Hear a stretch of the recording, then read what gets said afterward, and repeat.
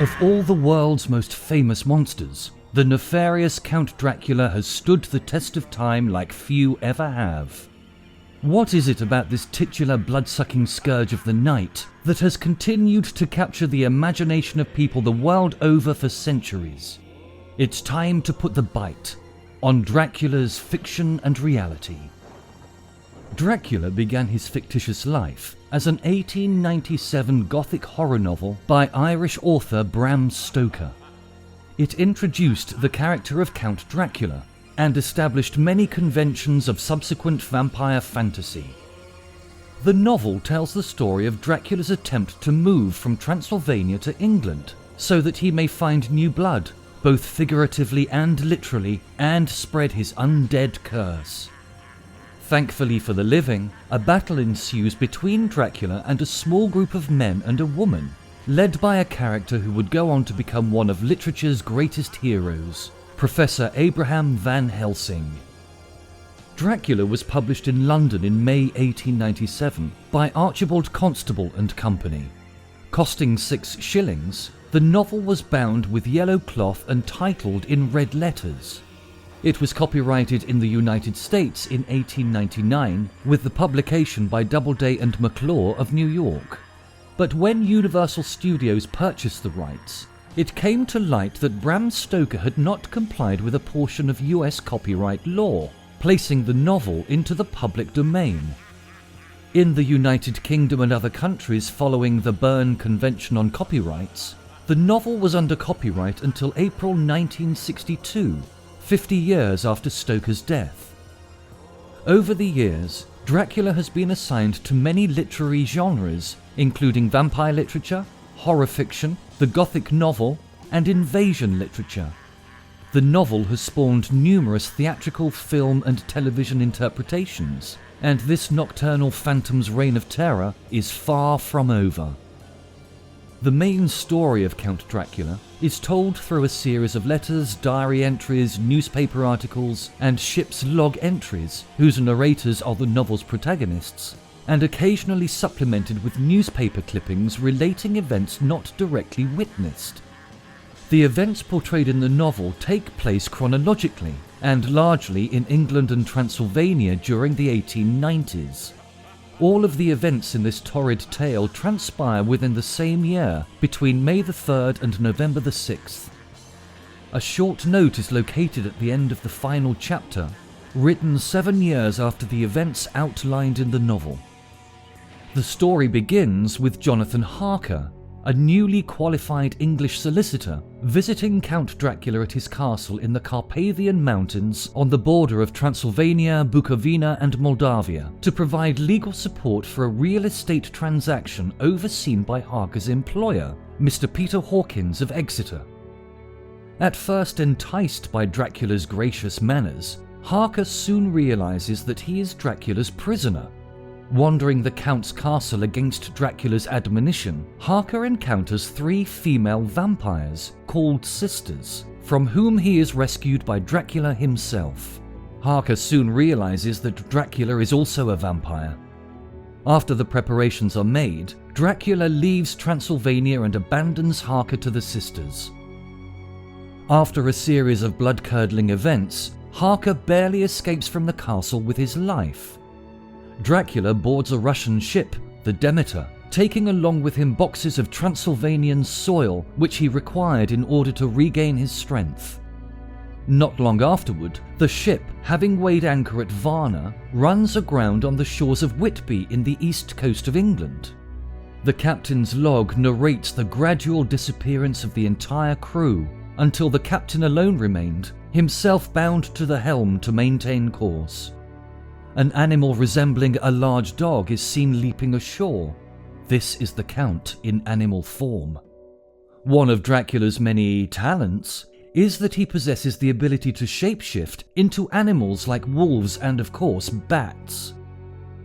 The ship's cargo is described as silver sand and 50 boxes of mould or earth from Transylvania. It is later learned that Dracula successfully purchased multiple estates under the alias Count de Ville throughout London, and devised to distribute the 50 boxes to each of them, utilizing transportation services as well as moving them himself. He does this to secure for himself lairs, and the 50 boxes of earth would be used as his graves, which would grant safety and rest during times of feeding and replenishing his strength. Harker's fiancée Mina Murray is staying with her friend Lucy Westenra, who is holidaying in Whitby. Lucy receives 3 marriage proposals from Dr. John Seawood, Quincy Morris, and Arthur Holmwood, the son of Lord Godalming, who later obtains the title himself. Lucy accepts Holmwood's proposal while turning down Seawood and Morris, but all remain friends. Dracula communicates with Seawood's patient, Renfield, an insane man who wishes to consume insects, spiders, birds, and rats to absorb their life force. Renfield is able to detect Dracula's presence and supplies clues accordingly. Soon, Dracula is indirectly shown to be stalking Lucy. As time passes, she begins to suffer from episodes of sleepwalking and dementia, as witnessed by Mina. When Lucy begins to waste away suspiciously, Seawood invites his old teacher, Abraham Van Helsing, who immediately determines the true cause of Lucy's condition. He refuses to disclose it, but diagnoses her with acute blood loss. Van Helsing prescribes numerous blood transfusions, to which he, Seawood, Quincy, and Arthur all contribute over time.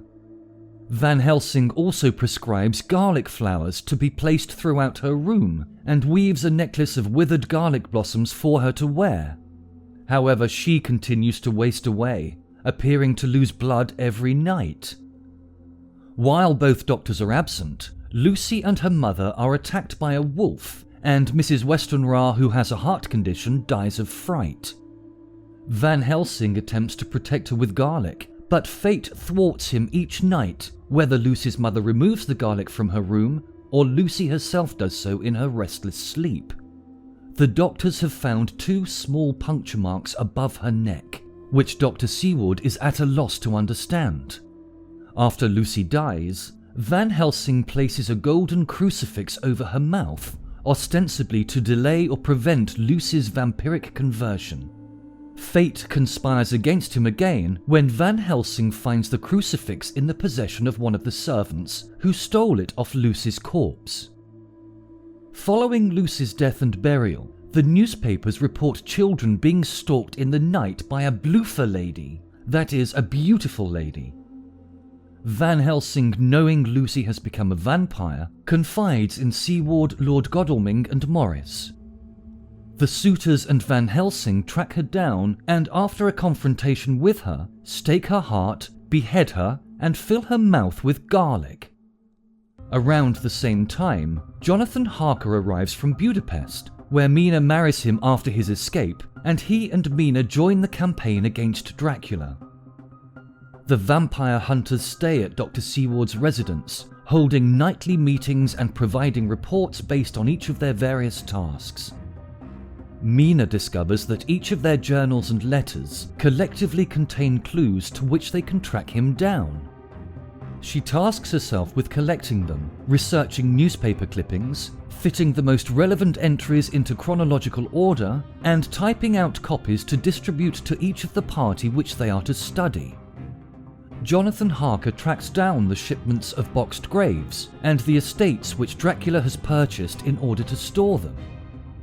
Van Helsing conducts research along with Dr. Seawood to analyze the behavior of their patient Renfield, who they learn is directly influenced by Dracula.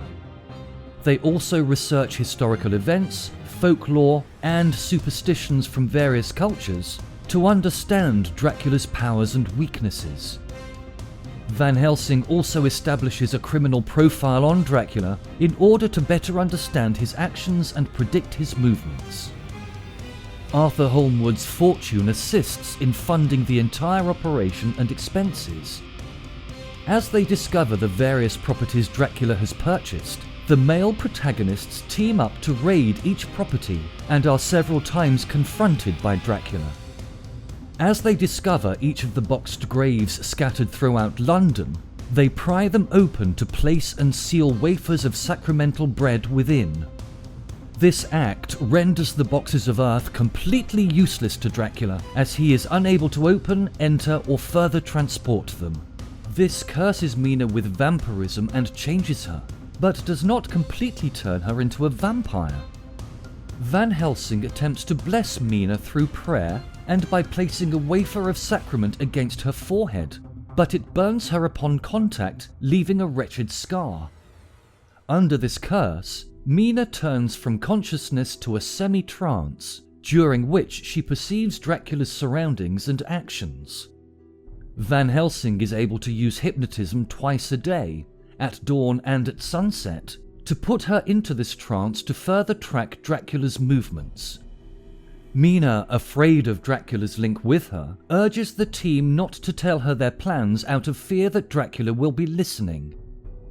After the protagonists discover and sterilize 49 boxes found throughout his lairs in London, they learn that Dracula has fled with the missing 50th box back to his castle in Transylvania.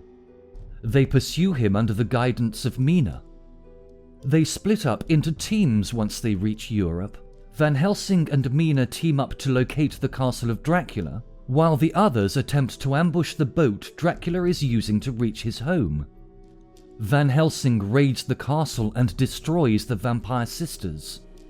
Upon discovering Dracula being transported by gypsies, the three teams converge and attack the caravan carrying Dracula in the 50th box of earth. After dispatching many gypsies who were sworn to protect the Count, Harker shears Dracula through the throat with a razor-sharp knife known as a kukri, while the mortally wounded Quincy stabs the Count in the heart with a Bowie knife. Dracula crumbles to dust, and Mina is freed from her curse of vampirism as the scar on her forehead disappears. Soon after, Quincy dies from his wounds.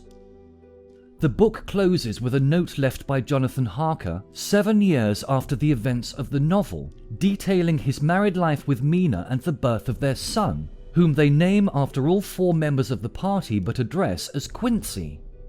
Quincy is depicted sitting on the knee of Van Helsing as they recount their adventure. Seward and Arthur have each gotten married. The book also had a neat deleted ending. There once was a small section that was removed from a draft of the final chapter, in which Dracula's castle falls apart as he dies, hiding the fact that vampires were ever there. The scene from the original Dracula manuscript reads as follows.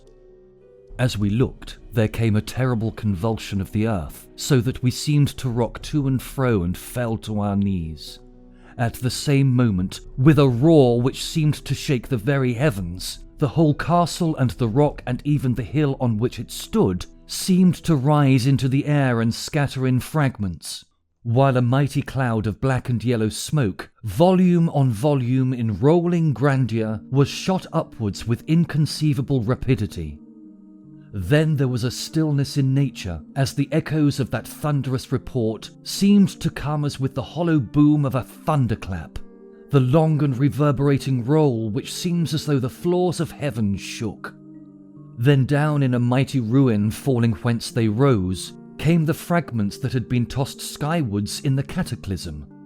From where we stood, it seemed as though the one fierce volcano burst had satisfied the need of nature, and that the castle and the structure of the hill had sunk again into the void. We were so appalled with the suddenness and the grandeur that we forgot to think of ourselves.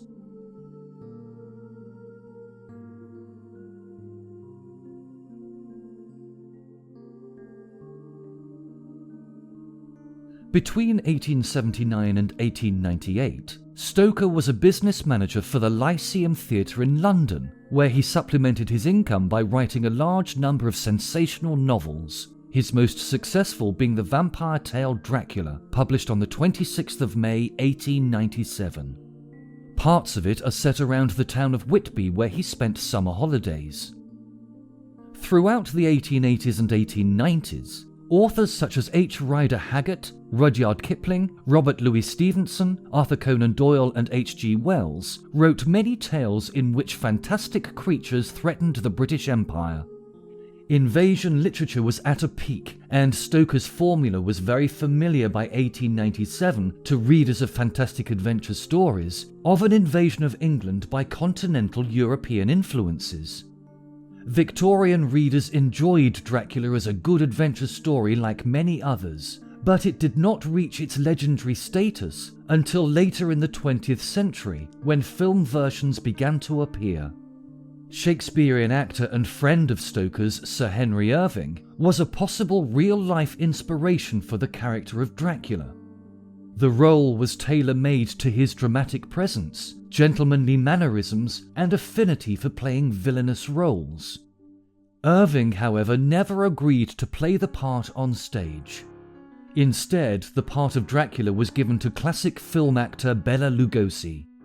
Lugosi was a Hungarian-American actor who will always be best remembered for portraying Count Dracula in the 1931 film. After playing small parts on the stage in his native Hungary, Lugosi gained his first role in a film in 1917. He had to leave the country after the failed Hungarian Communist Revolution of 1919 because of his socialist activism. He acted in several films in Weimar, Germany, before arriving in the United States as a seaman on a merchant ship. Lugosi was approached in the summer of 1927 to star in a Broadway theatre production of Dracula, which had been adapted by Hamilton Dean and John L. Balderston from Bram Stoker's 1897 novel. The Horace Liverite production was successful, running for 261 performances before touring the United States to much fanfare and critical acclaim throughout 1928 and 1929. In 1928, Lugosi decided to stay in California when the play ended its West Coast run. His performance had piqued the interest of Fox Film, and he was cast in the studio's silent film 1929's The Veiled Woman. He also appeared in the 1929 film Prisoners, believed lost, which was released in both silent and talkie versions. In 1929, with no other film roles in sight, he returned to the stage as Dracula for a short West Coast tour of the play. Lugosi remained in California, where he resumed his film work under contract with Fox, appearing in early talkies often as a heavy or an exotic sheik. He also continued to lobby for his prized role in the film version of Dracula. Despite his critically acclaimed performance on stage, Lugosi was not Universal Pictures' first choice for the role of Dracula when the company optioned the rights to the Dean play and began production in 1930. Different prominent actors were considered before Browning cast Lugosi for the role, but the film was a hit. Lugosi died of a heart attack on August 16, 1956, while lying on a bed in his Los Angeles apartment. He was 73. He was buried wearing one of the Dracula cape costumes in the Holy Cross Cemetery in Culver City, California. Contrary to popular belief, Lugosi never requested to be buried in his cloak. Bela Lugosi Jr. confirmed on numerous occasions that he and his mother Lillian actually made the decision, but believed that it is what his father would have wanted. To this very day, the character of Dracula remains very much tied to Lugosi's masterful portrayal. Before writing Dracula, Stoker spent several years researching European folklore and stories of vampires, being most influenced by Emily Gerard's 1885 essay, Transylvania Superstitions, which includes content about a vampire myth. So who was Stoker's Count Dracula? The Count is considered to be both the prototypical and the archetypal vampire in subsequent works of fiction.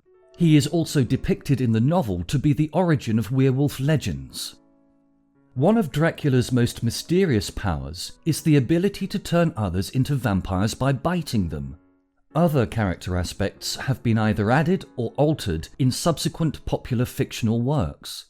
Starring as Dracula in a sequence of Hammer horror films which began with Dracula in 1958, Christopher Lee fixed the image of the fanged vampire in pop culture.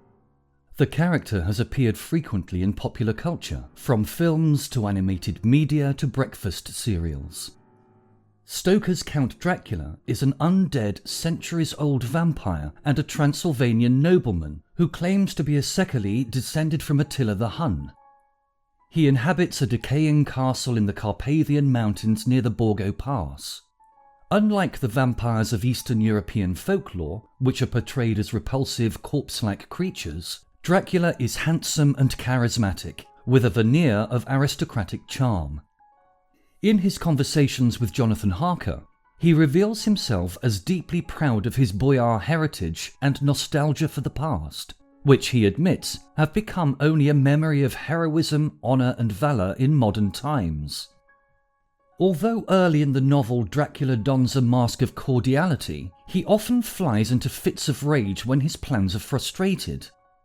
When Dracula's brides attempt to seduce Jonathan Harker, Dracula physically assaults one and ferociously berates them for their insubordination.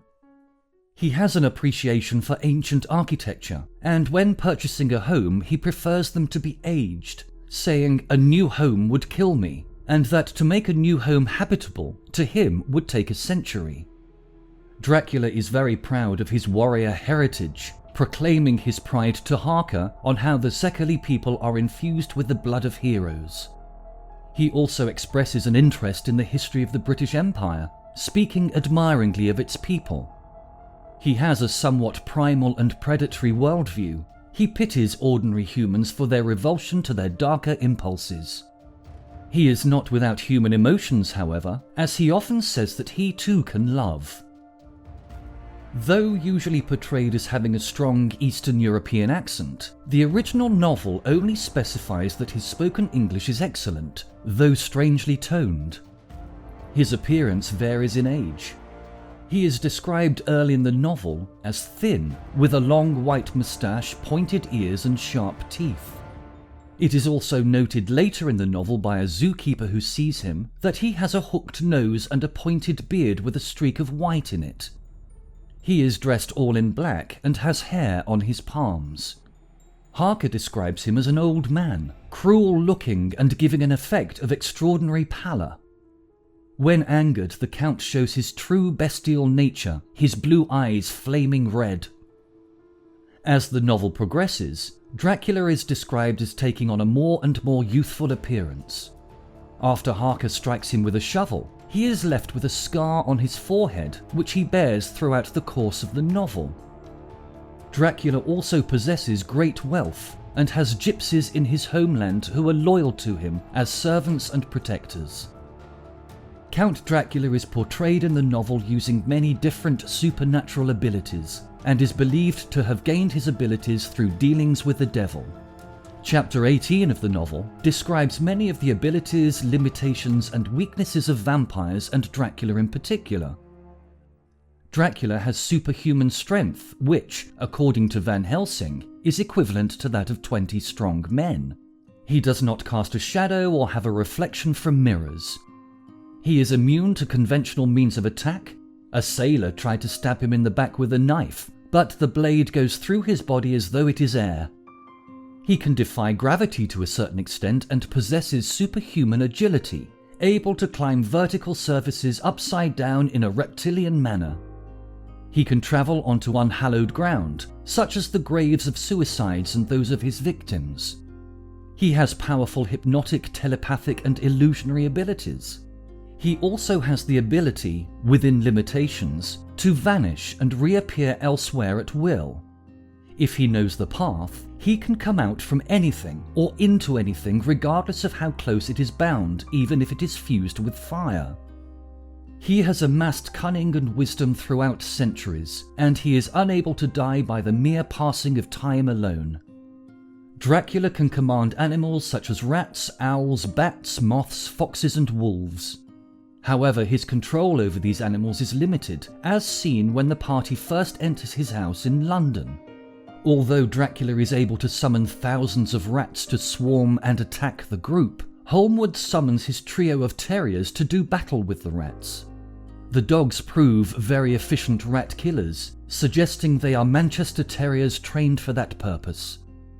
Terrified by the dogs' onslaught, the rats flee, and any control which Dracula had over them is gone.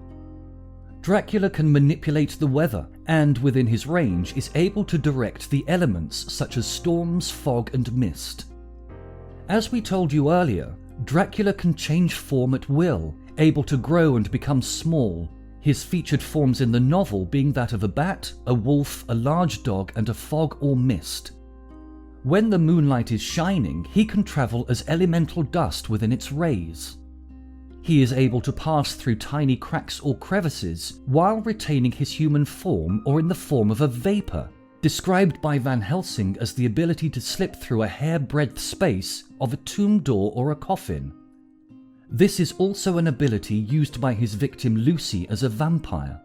When the party breaks into her tomb, they dismantle the secured coffin to find it completely empty, her corpse being no longer located within. One of Dracula's most notable powers is the ability to turn others into vampires by biting them. According to Van Helsing in the novel, when they become such, there comes with the change the curse of immortality. They cannot die, but must go on age after age, adding new victims and multiplying the evils of the world. For all that die from the preying of the undead become themselves undead and prey on their kind. And so the circle goes on, ever widening, like as the ripples from a stone thrown in the water. Friend Arthur, if you had met that kiss which you knew of before poor Lucy died, or again, last night, when you opened your arms to her, you would, in time when you had died, have become Nosferatu, as they call it in Eastern Europe, and would for all time make more of those undeads that so have filled us with horror. According to Dr. Seward's journal in Dracula chapter 16, the vampire bite itself does not cause death. It is the method vampires use to drain blood of the victims and to increase their influence over them. This is described by Van Helsing. The Nosferatu do not die like the bees when they sting once. He is only stronger, and being stronger, have yet more power to work evil. Dracula requires no other sustenance but fresh human blood, which has the effect of rejuvenating him and allowing him to grow younger. His power is drawn from the blood of others, and he cannot survive without it. Although drinking blood can rejuvenate his youth and strength, it does not give him the ability to regenerate. Months after being struck on the head by a shovel, he still bears a scar from the impact. Dracula's preferred victims are women. Harker states that he believes Dracula has a state of fasting as well as a state of feeding. Dracula does state to Mina, however, that exerting his abilities causes a desire to feed. Count Dracula is depicted as the king vampire and can control other vampires. To punish Mina and the party for their efforts against him, Dracula bites her on at least 3 occasions. He also forces her to drink his blood. This act curses her with the effects of vampirism and gives him a telepathic link to her thoughts. However, hypnotism was only able to be done before dawn. Van Helsing refers to the act of drinking blood by both the vampire and the victim as the vampire's baptism of blood. For all of his superhuman strengths, the Count does have his fair share of weaknesses. Dracula is much less powerful in daylight and is only able to shift his form at dawn, noon, and dusk. He can shift his form freely at night, or if he is at his grave. The sun is not fatal to him, as sunlight does not burn and destroy him upon contact, though most of his abilities cease. The sun that rose on our sorrow this morning guards us in its course. Until it sets to night, that monster must retain whatever form he has now. He is confined within the limitations of his earthly envelope. He cannot melt into thin air, nor disappear through cracks or chinks or crannies. If he go through a doorway, he must open the door like a mortal. Dracula has a bloodlust which he is seemingly unable to control. At the sight of blood, he becomes enveloped in a demonic fury which is fueled by the need to feed. Other adaptations call this uncontrollable state the thirst. There are items which afflict him to the point he has no power, and can even calm him from his insatiable appetite for blood. He is repulsed by garlic, as well as sacred items and symbols such as crucifixes and sacramental bread. Placing the branch of a wild rose upon the top of his coffin will render him unable to escape it. A sacred bullet fired into the coffin could kill him so that he remained true dead. Mountain ash is also described as a form of protection from a vampire, although the effects are unknown. This was believed to be used as protection against evil spirits and witches during the Victorian era. The state of rest to which vampires are prone during the day is described in the novel as a death-like sleep in which the vampire sleeps open-eyed, is unable to awaken or move, and also may be unaware of any presence of individuals who may be trespassing. Dracula is portrayed as being active in daylight at least once in order to pursue a victim. Dracula also purchases many properties throughout London over the counter, which shows that he does have the ability to have some type of presence in daylight. While universally feared by the local people of Transylvania and even beyond, Dracula commands the loyalty of gypsies and a band of Slovaks who transport his boxes on their way to London and to serve as an armed convoy bringing his coffin back to his castle. The Slovaks and gypsies appear to know his true nature, for they laugh at Harker when he tries to communicate his plight, and betray Harker's attempt to send a letter through them by giving it to the Count. Dracula seems to be able to hold influence over people with mental disorders, such as Renfield, who is never bitten but who worships Dracula, referring to him over the course of the novel as Master and Lord.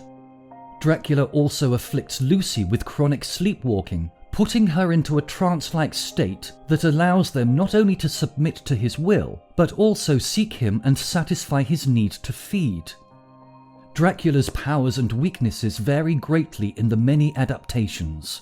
Previous and subsequent vampires from different legends have had similar vampire characteristics. So what of the real-life inspirations for Count Dracula? Some historians are convinced that a historic figure, Vlad Dracula, often called Vlad the Impaler, was the model for Stoker's Count, though there is no supporting evidence. Stoker is said to have only borrowed scraps of miscellaneous information, according to one expert, about this bloodthirsty tyrant of Wallachia, and there are no comments about him in Stoker's working notes. Dracula scholar Elizabeth Miller has remarked that aside from the name and some mention of Romanian history, the background of Stoker's Count bears no resemblance to that of Vlad Dracula. From 1890 to 1897, Stoker was a member of the London Library, where markings in Sabine Baring-Gould's Book of Werewolves, Thomas Brown's Pseudodoxica Epidemica, A.F. Cross's Roundabout the Carpathians, and Charles Boner's Transylvania are attributed to Stoker's research for Dracula.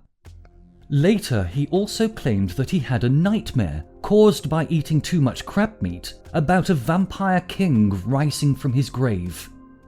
Yes, eating too much seafood will do it to you every time. The Dead Undead was one of Stoker's original titles for Dracula, and the manuscript was entitled simply The Undead up until a few weeks before publication.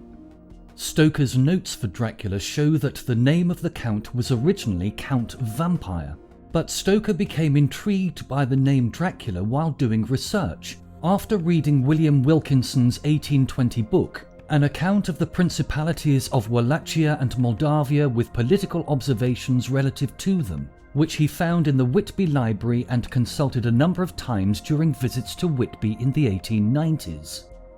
The name Dracula was the ancestral name Draculaea of the descendants of Vlad II of Wallachia, who took the name Dracul after being invested in the Order of the Dragon in 1431.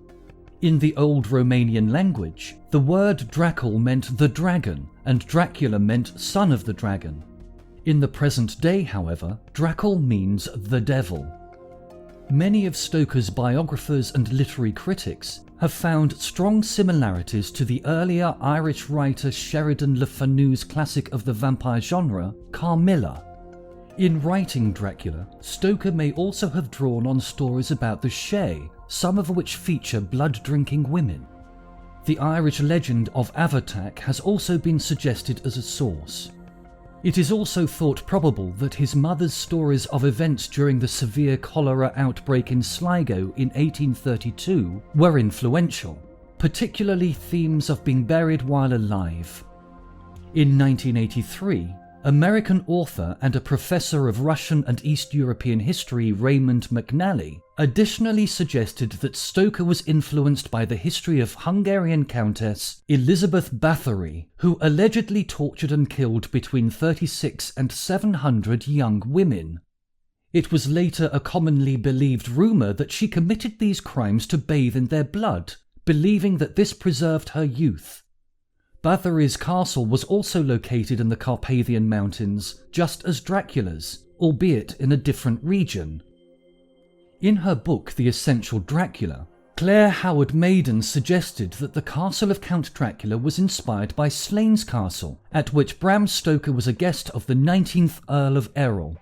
According to Miller, he first visited Cruden Bay in 1893, 3 years after work had begun on Dracula. Haining and Tremaine maintained that during this visit, Stoker was especially impressed by Slains Castle's interior and the surrounding landscape. Dracula scholar Elizabeth Miller questions the stringency of this connection. Possibly Stoker was not inspired by a real edifice at all, but by Jules Verne's 1892 novel, The Carpathian Castle, or Anne Radcliffe's 1794 tale, The Mysteries of Udolpho. A third possibility is that he copied information about Kemeny Castle at Vex from one of his sources on Transylvania, the book by Major E.C. Johnson. A further option is that Stoker saw an illustration of Bran Castle in the book on Transylvania by Charles Boner. Many of the scenes in Whitby and London are based on real places that Stoker frequently visited, although he distorts the geography for the sake of the story in some cases. One scholar has suggested that Stoker chose Whitby as the site of Dracula's first appearance in England because of the Synod of Whitby, given the novel's preoccupation with timekeeping and calendar disputes. British writer and broadcaster Daniel Farson, British political theorist, author, publisher and civil servant Leonard Woolf, and author Peter Haining have suggested that Stoker received much historical information from Armin Vambury, a Hungarian professor whom he met at least twice. Miller argues, there is nothing to indicate that the conversation included Vlad, vampires, or even Transylvania. And furthermore, there is no record of any correspondence between Stoker and Vambury, nor is Vambury mentioned in Stoker's notes for Dracula. Dracula was not an immediate bestseller when it was first published, but critics lavished their praise upon it with great enthusiasm. The contemporary Daily Mail ranked Stoker's powers above those of Mary Shelley and Edgar Allan Poe, as well as Emily Bronte's Wuthering Heights. According to literary historians Nina Auerbach and David J. Scal in the Northern Critical Edition, the novel has become more significant for modern readers than it was for Victorian readers, most of whom enjoyed it just as a good adventure story. It reached its broad and iconic status only later in the 20th century when the movie versions appeared. Despite the book's popularity, it did not make much money for Stoker. In the last year of his life, he was so poor that he had to petition for a compassionate grant from the Royal Literary Fund, and his widow was forced to sell his notes and outlines of the novel at a Sotheby's auction in 1913, where they were purchased for as little as £2. But then, F.W. Murnau's unauthorised adaptation of the story was released in theatres in 1922 in the form of Nosferatu. Stoker's widow took affront, and during the legal battle that followed, the novel's popularity started to grow. Nosferatu was followed by a highly successful stage adaptation, touring the UK for 3 years before arriving in the US, where Stoker's creation caught Hollywood's attention, and after the American 1931 movie version was released, the book has never been out of print. However, some Victorian fans were ahead of the time, describing it as the sensation of the season and the most blood-curdling novel of the paralysed century. Sherlock Holmes author Sir Arthur Conan Doyle wrote to Stoker in a letter, "I write to tell you how very much I have enjoyed reading Dracula. I think it is the very best story of diablerie which I have read for many years." The Daily Mail review of the 1st of June 1897 proclaimed it a classic of Gothic horror. In seeking a parallel to this weird, powerful and horrible story, our minds revert to such tales as The Mysteries of Udolpho, Frankenstein, The Fall of the House of Usher. But Dracula is even more appalling in its gloomy fascination than any one of these. Count Dracula, in all of his various incarnations, has permeated every facet of pop culture and remains an icon of both the stage, the screen, and of course the written word. His legend will continue on for lifetimes to come, if only because you just cannot keep a good ghoul down.